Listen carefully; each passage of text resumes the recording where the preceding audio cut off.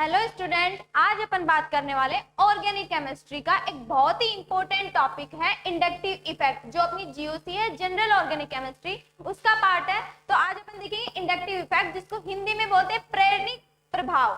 ठीक है, तो इसमें क्या होता है, देखो कि जो अपने सिग्मा इलेक्ट्रॉन्स होते हैं, सिग्मा बॉन्ड के जो सिग्मा इलेक्ट्रॉन्स होते हैं ना, उनकी शिफ्टिंग होती है, उनका ट्रांसफर होता है ऐसे एटम के ऊपर जिसकी इलेक्ट्रोनेगेटिविटी क्या होती है, ज्यादा होती है, जिसकी विद्युत ऋणता क्या होती है, ज्यादा होती है, और उस चीज से जो इफेक्ट पड़ता है ना अपने कंपाउंड पे, उसी को बोलते हैं अपन इंडक्टिव इफेक्ट। तो पहले अपने इसकी डेफिनेशन लिख लेते हैं।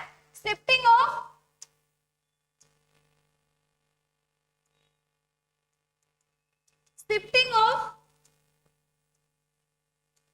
सिग्मा इलेक्ट्रॉन्स टुवर्ड्स द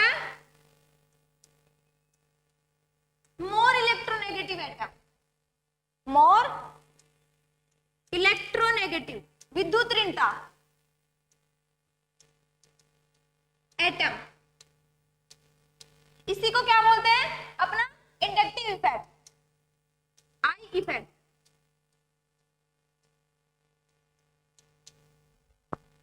ये इसकी डेफिनेशन होती है। ठीक है, अब देखते हैं, देखो इसको एक एग्जांपल से समझते हैं। जैसे अपने पास दो चीजें हैं, एक ये है क्लोरीन जुड़ा हुआ है कार्बन से, और एक है अपना लिथियम जुड़ा हुआ है, मेटल जुड़ी हुई है किसी भी कंपाउंड के कार्बन के कंपाउंड से। ठीक है, अब देखो ये क्या ग्रुप है, ये एक ऐसा ग्रुप है जिसकी विद्युत ऋणता या इलेक्ट्रोनेगेटिविटी क्या होती है, कार्बन से ज्यादा होती है। तो ये क्या करेगा, उस सिस्टम से क्या करेगा, इलेक्ट्रॉन्स को अपनी तरफ अट्रैक्ट करेगा। तो ये क्या करेगा, इलेक्ट्रॉन्स को अपनी तरफ खींचेगा, कार्बन से इलेक्ट्रॉन्स को अपनी तरफ खींचेगा। मतलब क्या है इसका कि ये कौन सा ग्रुप है, इलेक्ट्रॉन विथड्रॉल ग्रुप, जो इलेक्ट्रॉन्स को अपनी तरफ खींच रहा है। ठीक है, और यहाँ क्या होता है कि देखो इन दोनों में विद्युत ऋणता में अंतर होता है। देखो इसकी भी बता देती हूँ, 2.5 होती है कार्बन की विद्युत ऋणता इलेक्ट्रोनेगेटिविटी, और क्लोरीन की 3 होती है। यहाँ पे क्या होता है, कार्बन की तो 2.5 होती है, लेकिन इसकी क्या होती है, 1 होती है। तो लिथियम एक मेटल है, मेटल्स की हमेशा विद्युत ऋणता क्या होती है, इलेक्ट्रोनेगेटिविटी क्या होती है, कम होती है। तो ये क्या करेगा, डोनेट करता है सिस्टम में इलेक्ट्रॉन्स को, अपने जो सिग्मा इलेक्ट्रॉन्स है उसको कार्बन की तरफ डोनेट करता है। तो ये कौन सा ग्रुप होता है, electron donating group, electron donating group, EDG. और ये होता है अपना ईडब्ल्यूजी। ठीक है, अब देखो इसमें एक चीज और आती है कि जैसे मान लो 3 कार्बन लगे हुए हैं पीछे, इसमें भी 3 कार्बन लगे हुए हैं पीछे, तो क्या हो जाएगा, इस पे क्या आ जाएगा, अगर इलेक्ट्रॉन दे रहा है क्लोरीन को, तो इस पे क्या आ जाएगा, पार्शियली पॉजिटिव चार्ज आ जाएगा, इस पे भी पार्शियली पॉजिटिव चार्ज आ जाएगा, पार्शियली पॉजिटिव चार्ज आता जाएगा पीछे वाले कार्बन के ऊपर। इसमें क्या है, इलेक्ट्रॉन ले रहा है, तो इसके ऊपर क्या आएगा, पार्शियली नेगेटिव चार्ज आता है, फिर पार्शियली नेगेटिव चार्ज आता जाता है। तो देखो ये इफेक्ट क्या करता है, जैसे डिस्टेंस बढ़ती है ना, जैसे डिस्टेंस बढ़ती जाती है, 1 कार्बन 2 कार्बन 3 कार्बन, तो उससे के साथ क्या होता है, इसका इफेक्ट कम होता जाता है। तो एक और लाइन लिख लो कि it is a distance dependent effect है, डिस्टेंस डिपेंडेंट इफेक्ट है। और कितने कार्बन तक होता है, टिल 3 कार्बन तक। ये वैलिड होता है 3 कार्बन तक, इसके बाद में ये इफेक्ट क्या हो जाता है, खत्म हो जाता है। ठीक है, इतना पढ़ लिया अपन ने। अब क्या करते हैं, ये भी 2 प्रकार का होता है, एक अपना प्लस आई इफेक्ट, और दूसरा होता है प्लस माइनस आई और प्लस आई। देखो प्लस आई ऐसा इफेक्ट होता है जैसे कोई भी सिस्टम को क्या कर रहा हो, इलेक्ट्रॉन डोनेट कर रहा हो, कोई भी सिस्टम को क्या कर रहा हो, इलेक्ट्रॉन डोनेट कर रहा हो। और माइनस आई इफेक्ट ऐसा इफेक्ट होता है, उसमें ऐसे ग्रुप्स होते हो जो क्या कर रहे हो, किसी भी सिस्टम से इलेक्ट्रॉन को अपनी तरफ क्या कर रहे हो, अट्रैक्ट कर रहे हो। तो अपन दोनों इफेक्ट पढ़ते हैं, इधर पढ़ते हैं प्लस आई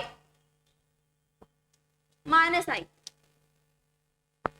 ठीक है, तो मान लो ये कोई भी अपना ग्रुप लगा हुआ, इधर इधर भी कोई भी ग्रुप लगा हुआ है, ठीक है। तो क्या होगा, प्लस आई इफेक्ट वो ग्रुप शो करेंगे जो क्या कर रहे हो, इलेक्ट्रॉन डोनेट कर रहे हो, इलेक्ट्रॉन्स को क्या कर रहे हो, सिस्टम में क्या कर रहे हो, डोनेट कर रहे हो। तो देखो इसमें क्या होगा, electronegativity of carbon and electronegativity of A, किसकी ज्यादा होनी चाहिए, कार्बन की ज्यादा होनी चाहिए। तो क्या कर रहा है, वो खुद की तरफ अट्रैक्ट कर रहा है, और ये तो अपना डोनेट कर रहा है, मतलब इसकी तो इलेक्ट्रोनेगेटिविटी कम होगी। ऐसा ही यहाँ होता है, ये क्या करता है, अपनी तरफ खींचता है। तो इसमें क्या होगा, इलेक्ट्रोनेगेटिविटी ऑफ कार्बन और इलेक्ट्रोनेगेटिविटी ऑफ ए, किसकी ज्यादा होगी दोनों में से, तो इसमें से क्या होगी, अपने ए की ज्यादा होगी। देखो विद्युत ऋणता जिसकी ज्यादा होती है ना, इलेक्ट्रॉन्स को अपनी तरफ वही अट्रैक्ट करता है, तो इसमें इसकी क्या होगी, इलेक्ट्रोनेगेटिविटी ज्यादा होगी। अब देखो यहाँ क्या होता है, इनको क्या बोलते हैं अपन, इलेक्ट्रॉन डोनेटिंग ग्रुप्स बोलते हैं, इलेक्ट्रॉन डोनेटिंग ग्रुप्स होते हैं ये वाले तो। और ये क्या करता है, इलेक्ट्रॉन खींचते हैं, तो इनको बोलते हैं इलेक्ट्रॉन विथड्रॉल ग्रुप, ठीक है। ये हो गए अपने इलेक्ट्रॉन विथड्रॉल ग्रुप, यहां तक लिख लो। फिर अपन पढ़ते हैं कि इसमें कौन कौन से ग्रुप आते हैं, प्लस आई दिखाने वाले कौन कौन से होते हैं और माइनस आई दिखाने वाले कौन कौन से होते हैं।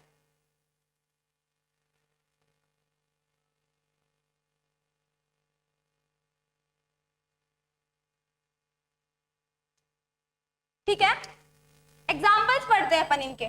देखो इलेक्ट्रॉन डोनेटिंग ग्रुप कौन कौन से होंगे, जिनके पास इलेक्ट्रॉन ज्यादा है, जो क्या है अपने आप में क्या है, अमीर है। अब अमीर है वही डोनेट कर पाएगा ना, गरीब होगा वो तो डोनेट नहीं कर पाएगा।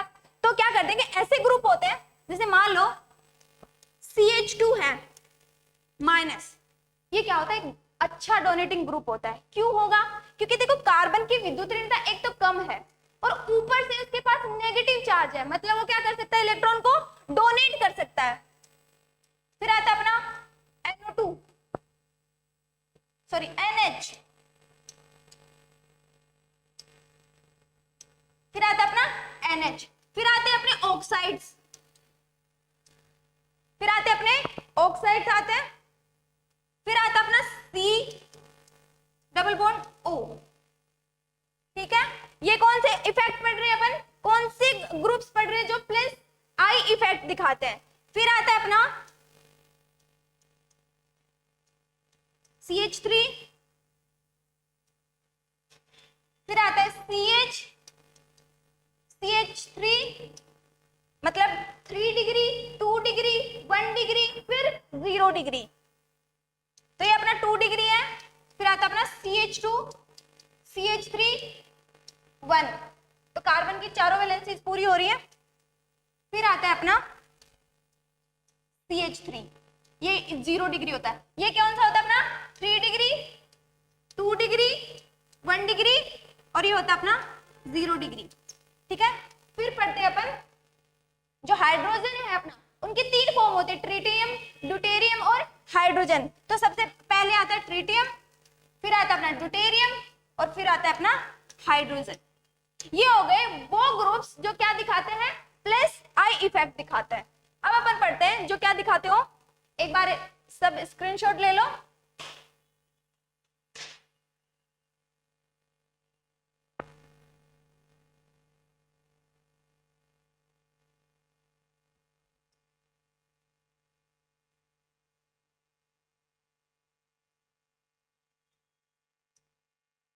ठीक है, देखो अब क्या देखेंगे अपन, जो क्या दिखाते हो, माइनस आई इफेक्ट दिखाते हो।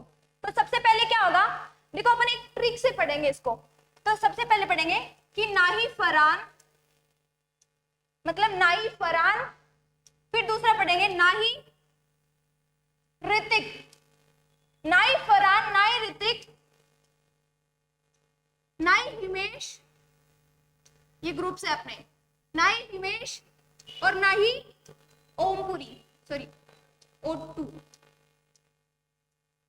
ये 2 है, ना ही फरहान ना ही ऋतिक ना ही हिमेश और ना ही ओमपुरी, ठीक है। तो क्या होता है ऐसे इन ये तीनों ही हमको, ये चारों क्या है, हम को पसंद नहीं है। तो क्या करेंगे अपन, तो क्या करेंगे, इनको क्या कर देंगे, जहर देके मार देंगे। मतलब किस क्या जुड़ा होना चाहिए अपना, साइनाइड ग्रुप जुड़ा होना चाहिए। अब इसके बाद क्या आएगा कि अगर जहर से भी नहीं मरते हैं तो एसिड डाल दो, कुछ तो होगा, तो फिर आएगा अपना एसिड। अगर एसिड से भी नहीं, अगर एसिड से भी कोई प्रभाव नहीं पड़ता है तो फिर आते अपने हेलोजन, मतलब हल्ला बोल दो। तो पहला आता है अपना fluorine, sorry fluorine, chlorine, bromine, फिर आता है अपना आयोडीन। ठीक है, फिर भी अगर कुछ नहीं होता इनसे भी तो क्या कर दो, OR, OH, इससे ऐसे बोल सकते हैं कि ORS का घोल पिला दो। ठीक है, ORS का घोल पिला दो, OR OH आता है फिर। और अगर फिर भी कुछ नहीं होता है तो तीन तीन डंडों से CH, CH, ये अपना एल्काइन है, तीन तीन डंडों से मारो। और फिर आता है अपना NH, कि अगर फिर भी कुछ नहीं हो, नहीं हो, NH का मतलब होता है नहीं हो, तो क्या करते हैं अपन,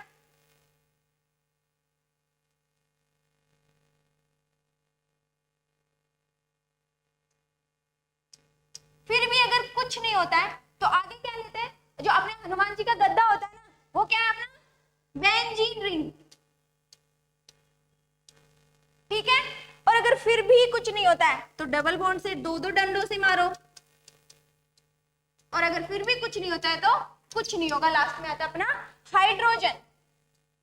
तो ये सारे ग्रुप्स क्या हो गए जो क्या दिखाते हो, माइनस आई इफेक्ट दिखाते हो। ये हो गया अपना प्लस आई और माइनस आई इफेक्ट। फिर देखते हैं अपन कि इनके इंडक्टिव इफेक्ट जो पढ़ रहे हैं उसकी एप्लीकेशंस कहाँ है, वो एप्लीकेशंस क्या होती है, वो किस काम में यूज होता है। तो अपन पढ़ेंगे एप्लीकेशंस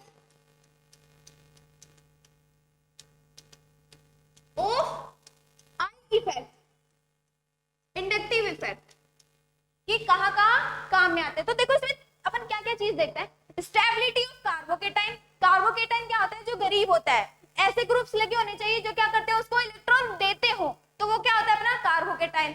तो कार्बोकेटाइन की स्टेबिलिटी देखते हैं। फिर आता है अपना कार्बेनाइन। कार्बेनाइन का मतलब कार्बोनिनाइन, जिसको हिंदी में बोलते हैं कार्बोनिनाइन। तो ऐसे ग्रुप्स लगे होने चाहिए जो, देखो कार्बोनिनाइन के ऊपर नेगेटिव चार्ज होता है, ठीक है, कार्बोनाइन के ऊपर नेगेटिव चार्ज होता है, तो उससे ऐसे ग्रुप्स लगे होने चाहिए जो गरीब हो, क्योंकि वो उसके पास तो खुद वो अमीर है, तो उससे ऐसे बंदे जुड़े होने चाहिए जो क्या करते हो, गरीब हो, तो वो क्या कर सकता है, डोनेट कर सकता है। और कार्ब में फ्री रेडिकल की स्टेबिलिटी देखते हैं, फिर अपन एसिडिक स्ट्रेंथ और बेसिक स्ट्रेंथ देखते हैं। इसमें इसके 5 एप्लीकेशंस हैं, स्टेबिलिटी ऑफ कार्बोकेटाइन, दूसरा आता है स्टेबिलिटी ऑफ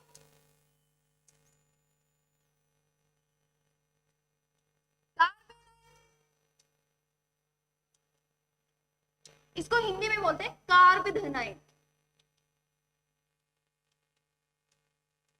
इसको हिंदी में बोलते हैं कार्बोनिनाइन। फिर आता है अपना third, stability of free radical.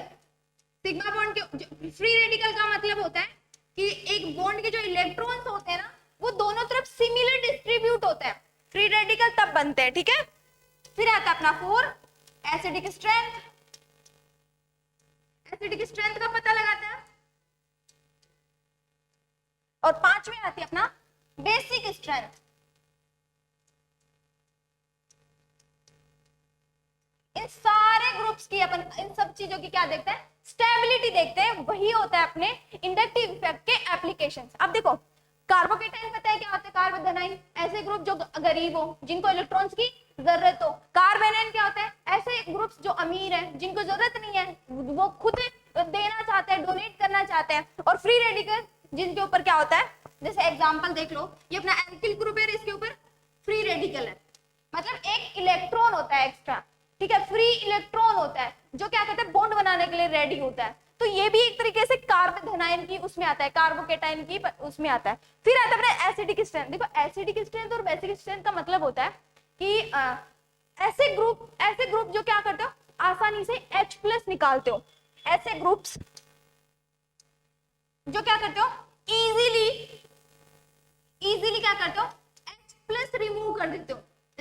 कुछ भी जुड़ा हुआ है, ए यहां से आसानी से H प्लस रिमूव। अब मतलब H प्लस कौन कर सकता है आसानी से? जिसकी इलेक्ट्रोनेगेटिविटी क्या हो, सबसे ज्यादा हो, बहुत ज्यादा हो। तो वो क्या करेंगे, दोनों इस जो बॉन्ड होता है वो दोनों इलेक्ट्रॉन को क्या कर लेंगे, हाइड्रोजन के जो इलेक्ट्रॉन्स है वो अपनी तरफ खींच लेंगे।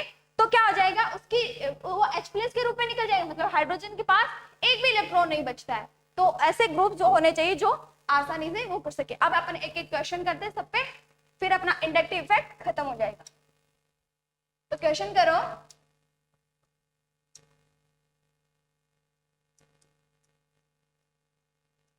जैसे ये है अपना कार्बोकेटाइन, खुद से करने का ट्राई करो एक बार। ये कार्बन है, कार्बन की 4 वैलेंसीज होती है, वो आप पूरी कर लेना। देखो इसकी स्टेबिलिटी बतानी है, स्टेबिलिटी बतानी है कार्बोकेटाइन की, खुद से करो। फिर दूसरा क्वेश्चन करते हैं अपन।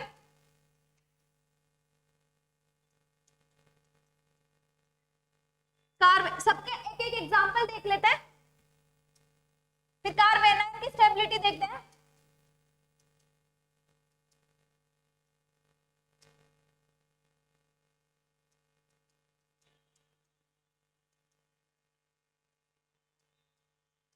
ठीक है, ये दो क्वेश्चन है, कार्ब एनायन और कार्ब धनायन, इन दोनों की स्टेबिलिटी बतानी है, इन दोनों की स्टेबिलिटी बतानी है। तो बताओ कैसे होगा।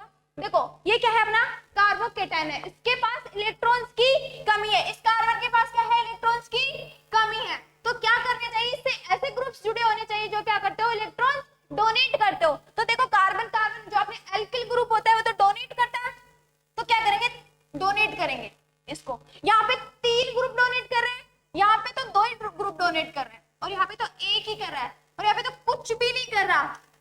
ठीक है, तो सबसे ज्यादा स्टेबल कौन सा कार्बोकेटाइन होगा, ये वाला, क्योंकि इसको इसकी स्टेबिलिटी को बढ़ाने वाले ग्रुप्स लगे हुए हैं। ये हो गया अपना कार्बोकेटाइन की स्टेबिलिटी। अब देखो अपने, ये है अपना कार्बोएनाइन, इसकी स्टेबिलिटी बताओ। देखो ये क्या है, कार्बोएनाइन के ऊपर ऐसे ग्रुप्स लगे होने चाहिए जो क्या करते हो, इलेक्ट्रॉन्स को अपनी तरफ अट्रैक्ट करते हो। तो फ्लोरीन होता है, -I इफेक्ट दिखाता है, तो ये क्या करता है, इलेक्ट्रॉन्स को अपनी तरफ खींचेगा। यहाँ पे भी फ्लोरीन है, ये भी अपनी तरफ खींचेगा, यहाँ पे भी फ्लोरीन अपनी तरफ खींचेगा। ठीक है, तीनों तरफ क्या लगा हुआ है, तीनों उसमें फ्लोरीन लगा हुआ है। लेकिन देखो मैंने एक लाइन बताई थी कि inductive effect distance dependent effect होता है, मतलब जैसे जैसे दूरी बढ़ती है इफेक्ट खत्म होता जाता है। तो यहाँ देखो सबसे पहले मतलब ये इलेक्ट्रॉन्स को खींचेगा और इसको स्टेबल करने की कोशिश करेगा। यहाँ पे क्या होता है, ये दूर हो गया, 2 कार्बन का फर्क आ गया ना, यहाँ तो और ज्यादा दूर हो गया, तो कम एफिनिटी से खींच पाएगा, कम ताकत से खींच पाएगा। तो सबसे ज्यादा स्टेबल कौन सा होगा, थर्ड, फिर सेकंड, सॉरी फर्स्ट, सेकंड और थर्ड। ये अपने कार्बोनाइन की स्टेबिलिटी ऐसे निकालते हैं। देख लो एक बार सब।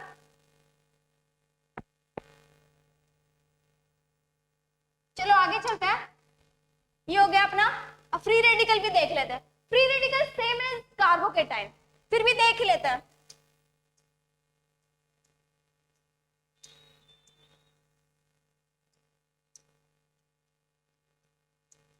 ये एक इलेक्ट्रॉन है, यहाँ पे भी एक इलेक्ट्रॉन है, यहाँ पे भी एक इलेक्ट्रॉन है, यहाँ पे भी एक फ्री इलेक्ट्रॉन है जो क्या करता है, बॉन्ड बनाने के लिए रेडी होता है। तो ऐसा ग्रुप होना चाहिए, ऐसे ग्रुप जुड़े होने चाहिए जो इसको इलेक्ट्रॉन दे सके। तो सेम एज कार्बोकेटाइन, इसकी स्टेबिलिटी बतानी है।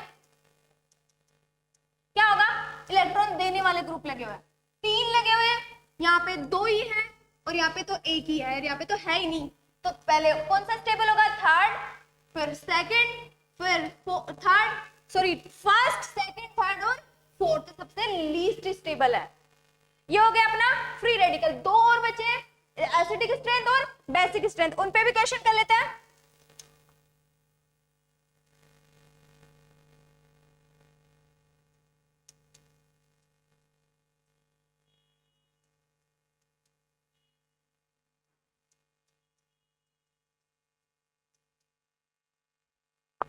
बताओ किसकी ज्यादा होगी,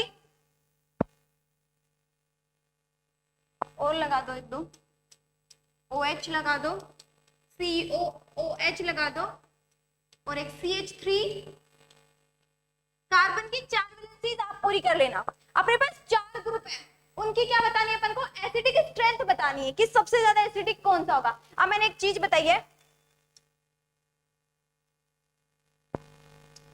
बताओ सबसे ज्यादा एसिडिक कौन होगा, जो क्या कर सके, आसानी से H+ रिमूव कर सके। अब देखो यहां से आसानी से ये वाला H+ कब रिमूव होगा चारों में, जब इससे मोर इलेक्ट्रोनेगेटिव ग्रुप जुड़ा होगा, जो इलेक्ट्रॉन्स को ताकत लगा के खींच रहा होगा।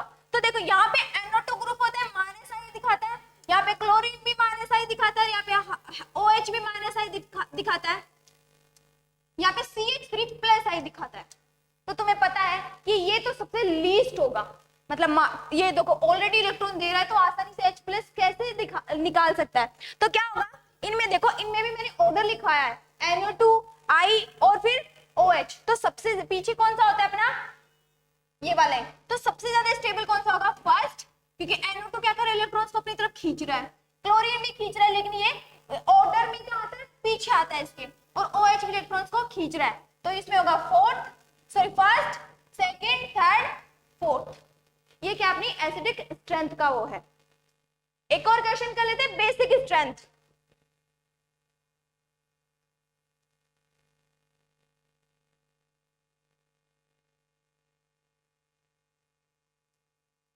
ठीक है, अगला क्वेश्चन करते हैं बेसिक स्ट्रेंथ। स्टेबिलिटी का ऑर्डर बताना है। ये OH है अपना, ये इधर ये कार्बन है,